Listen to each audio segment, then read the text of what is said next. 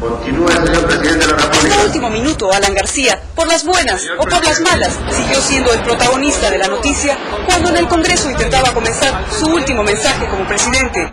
28 de julio de 1990, el último día de gobierno de Alan García Pérez. Los parlamentarios de oposición se lo impidieron hasta 3 veces, con golpes de carpeta y gritos, como una muestra de desacuerdo con sus 5 años de gobierno. Después de 5 años en el poder, el gobierno aprista dejaba al país en una de sus peores crisis económicas. En las últimas 24 horas, el precio del dólar se duplicó. Las reservas netas son negativas y la deuda externa asciende a 16.800 millones de dólares. ¿Qué hizo Alan García entre 1985 y 1990 para desencadenar esta situación? En 1985, la popularidad de García sobrepasaba el 80%.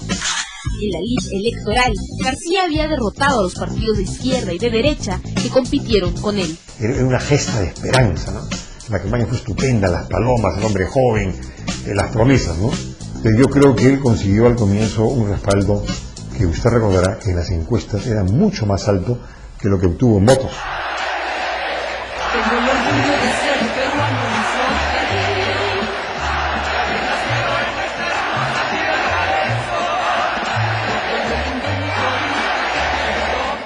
Un hombre joven, carismático, inteligente, buen orador, y eso dio el triunfo. Y eso además le dio toda una especie de aval del país, ¿no? Con ese aval, García puso en marcha una serie de arriesgadas medidas económicas que conformaron lo que en esos días se llamó la heterodoxia, un modelo alternativo a las recetas del Fondo Monetario Internacional para reactivar la economía de un país pobre como el nuestro. En el Perú habrá democracia cuando cada uno sea ciudadano, no solo porque tiene libreta electoral, sino porque tiene su título de propiedad sobre su casa y sobre su destino. Esto se cumplió, ¿no es cierto? La economía se reactivó por el lado del consumo, de la demanda, y logró reducirse la inflación. Y además, de agosto de 1985 hasta finales del 86, se produjo en el Perú una redistribución positiva del ingreso a favor de los sectores populares. Es cierto, entre 1985 y 1987, los índices de inflación se redujeron, los salarios se incrementaron, diversos sectores empresariales aumentaron sus ganancias y en 1986 hubo un crecimiento del 10% en el país, uno de los mayores a nivel latinoamericano. La gente que votó por García, pero incluso mucha gente que no votó por García, los empresarios, por ejemplo, durante prácticamente 2 años, no solo creyeron que podía funcionar, pensaron que funcionaba. Y había además había un buen ambiente. Entonces, con la sinceridad que tratábamos temas con los amigos, ellos me decían a mí, oye, estábamos equivocados, este puede ser un gran gobierno. Pero a inicios del 87, el crecimiento se estancó. Pronto se empezaron a detectar las debilidades de las medidas económicas aplicadas. Hubo una equivocada, que fue la impresión inorgánica de dinero, lo que comúnmente se conoce como la maquinita. El problema fue que este plan de reactivación debió sufrir un conjunto de ajustes a fin del año 86, obtenido las metas del corto plazo. Pero llega un momento que si esto no es sostenido por ingresos de divisas, si no es sostenido por un crecimiento de las exportaciones, evidentemente se consumen unas reservas internacionales, ahí debió hacerse ajustes, ¿no es cierto? No se produjeron, se continuó, creo que fue un error de parte de nosotros. El Perú atraviesa una grave crisis. En lo económico, el crecimiento se ha detenido por la falta de reinversión de los empresarios nacionales y por la falta de créditos internacionales. Sin exportaciones ni créditos internacionales, debido a la decisión unilateral del gobierno aprista de pagar solo un porcentaje de la deuda externa, la esperanza de Alan García se centraba en que el sector empresarial reinvirtiera sus ganancias en el país para impulsar una reactivación. García personalmente se había reunido durante 2 años con los líderes de los principales grupos económicos, quienes fueron conocidos como los 12 apóstoles, y entre los que se encontraba el propio Dionisio Romero. Apoyamos al que creemos que puede ser un candidato que tenga futuro en el país. Así lo hicimos con el doctor Alan García Pérez. La idea era de que si ellos se comprometían con penetraban en un proceso de inversión acelerada, de acumulación de capital, iban por el ejemplo, por la fuerza y por el dinamismo, a arrastrar a la mediana, a la pequeña, a la microempresa. La expectativa de García y del APRA era que estos grupos, la mediana, la pequeña, la microempresa, iban a sentir como propio el gobierno, iban a responder a los requerimientos de este. En la cúpula del gobierno aprista existía la certeza de que los empresarios los habían traicionado. Ratificar mi confianza en el grueso de los empresarios no se dedicó más bien a cuidar su dinero y a trasladarlo fuera antes que a reinvertirlo dentro del país. Estaba ahí, era su parcela, todo el mercado interno era parcela de los. La verdad es que no sentimos que ellos tuvieran vocación para una reinversión. O lo que hay que hacer ahora es que el presidente de la República le explique a la República del Perú qué cosa quiere hacer. En esos días, Ricardo Begallona era el presidente de la CONFIEP. Había un fío como de desconfianza. Entonces, en ese momento, hablando de esto con varios amigos míos del gobierno, de ese gobierno en ese momento, es que decidimos una reunión con el presidente. Y el presidente me planteó lo que él quería y conseguía para el país, y a mí me parecía más que perfecto. Porque era, entre comillas, una revolución liberal, si cabe el término, hecha por un partido socialista, un partido socialdemócrata, que luego lo quiso España. O sea, como que García se había adelantado, y ahí fue pues mi institución, y en lugar de hacer eso, saltó para atrás. Sin un plan de emergencia para salir del atolladero económico, García anunció el 28 de julio la estatización de la banca, el cierre de las casas de cambio de moneda extranjera y fuertes sanciones para el mercado callejero de dólares. Medidas que sin duda lo enfrentarán a los grandes grupos de poder económico. Las reacciones se verán en los próximos días.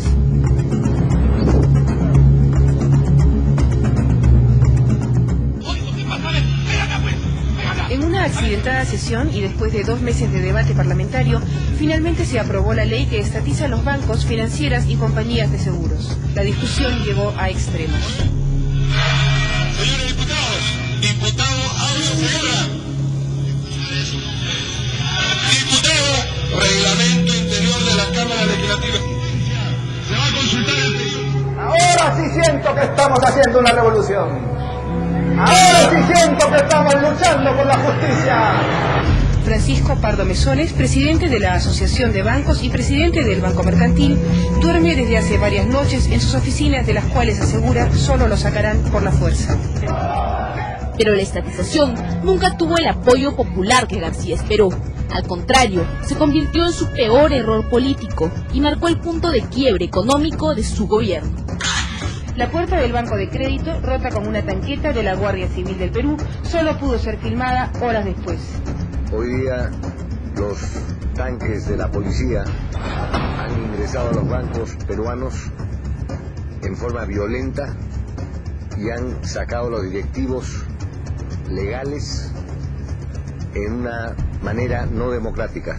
Porque se utiliza el término libertad solamente para 4 banqueros. Es que 4 banqueros son los dueños de la libertad del Perú. Es que 4 banqueros son los dueños de la democracia del Perú. Yo vengo a decirles que el pueblo votó para que la democracia y la libertad sean de todos los peruanos sin ninguna excepción. La estatización de la banca se toma en un momento en donde la gente empezaba a sentir el malestar que provocaba la situación económica que uno vivía todos los días.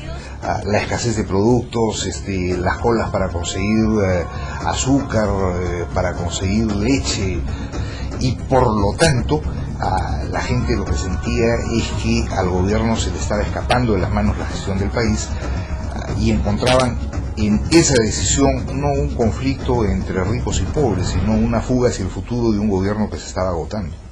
La gente creo que percibió que si bien es cierto que los banqueros no son los más simpáticos del barrio, sentí aquí cerca de mí que eso significaba la ruptura total de las libertades. Se tomaba, digamos, las arterias de la economía del país, que son los bancos, el circuito financiero, y luego ¿qué? Te vino un gran temor.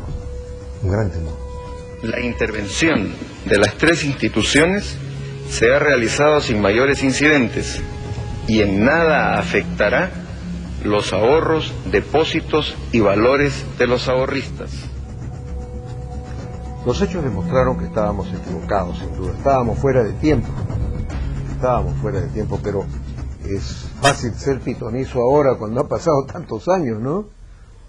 Pero si nosotros en ese momento acompañábamos al presidente como miembros del Consejo de Ministros, es porque creíamos que era en ese momento una medida acertada. Yo creía, por ejemplo, que la decisión de Alan sobre el tema de la banca la tomó él. Creo que muy solo, porque mucho de la gente que lo rodeaba a él, y no voy a dar los nombres, me buscaron desesperados. Diciéndome, Ricardo, se viene esto no puede ser, hay que ver la manera de pararlo. Inclusive gente de altísimo nivel de partido, ¿no? Que por supuesto los nombres jamás los voy a decir porque fueron comparaciones confidenciales de gente amiga.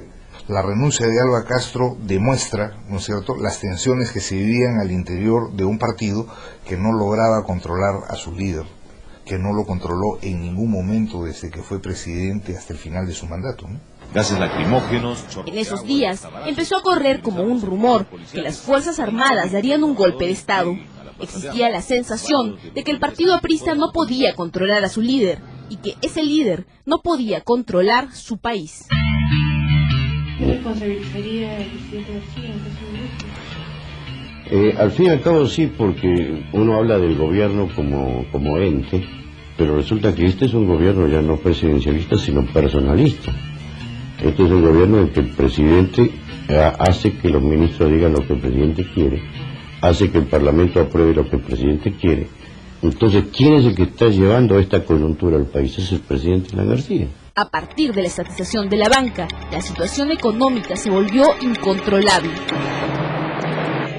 Una ola de huelgas iniciaron esta semana los trabajadores estatales en todo el país.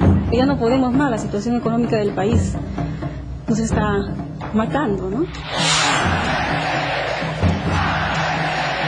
La tercera parte de los peruanos viven actualmente en condiciones extremas de pobreza. El famoso experimento heterodoxo había fracasado estrepitosamente.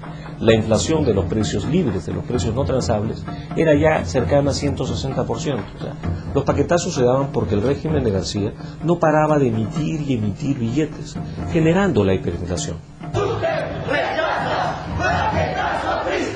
Esta semana fueron anunciadas por cuarta vez en 5 meses nuevas alzas en los precios de los alimentos y los combustibles, lo que Quiero ratificar mi confianza en el pueblo peruano, que comprende cuán necesario era hacer una corrección severa en la economía para evitar mayores problemas en el futuro. Tuve que hablar con el presidente cuando nosotros quisimos aprobar un plan mucho más duro, un programa de ajuste mucho más duro, más claro, pero como le digo, el Consejo de Ministros y el presidente consideraron de que no era posible aplicarlo por consideraciones de orden social, ¿no? ¿Usted renuncia por eso? Yo renuncio. Estas madres de familia, desesperadas porque hacían cola desde las 5 de la mañana y no se les atendía, rompieron las puertas de este supermercado estatal. Hemos visto la necesidad de hacer este saqueo. Reconocemos que hemos hecho mal, pero el pueblo necesita. Después de 1987, el valor de los sueldos cayó en más de 50%. Y el esfuerzo desde el punto de vista técnico se está dando. No es tan fácil corregir los desequilibrios a los que hemos llegado. Por otro lado, Sendero Luminoso atacaba a Lima y el MRTA empezó a secuestrar empresarios.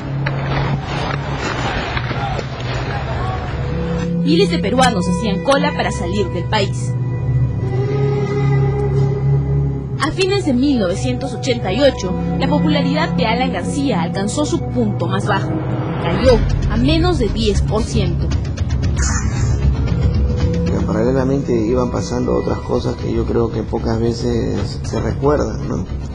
Se hicieron obras, hoy día estamos viviendo un boom agroexportador y buena parte de ese boom se sustenta en el proyecto Chavimochi. También se electrificaron los pozos de Ica y Villacurí, concluimos la represa de Gallito Ciego, iniciamos la irrigación en Olmos, iniciamos Chirapiura, Lagunillas en Puno, Paucarán en Tacna, Condoroma en Arequipa.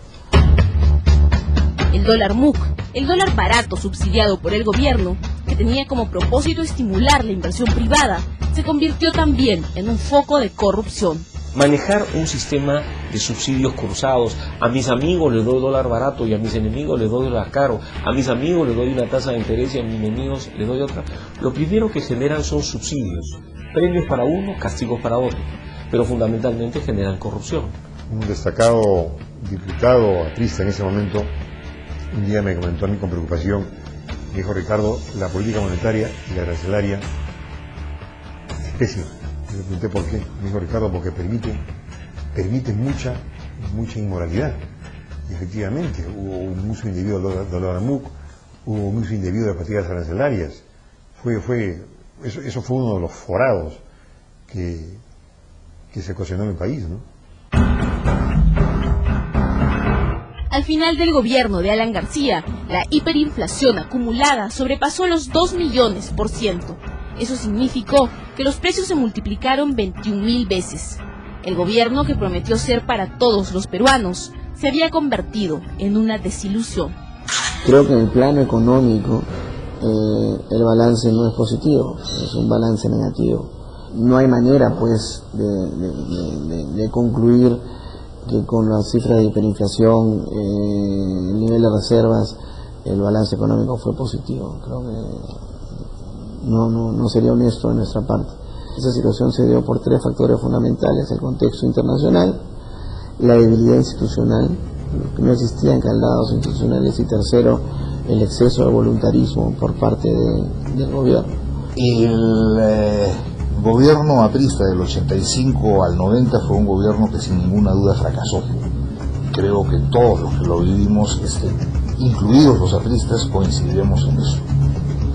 Si fracasó por el ímpetu de García o fracasó por las características de alguna manera del conjunto de la gestión aprista, creo que fracasó por las dos cosas. Alan fue una esperanza y luego fue una desilusión, y es una factura que le está pagando.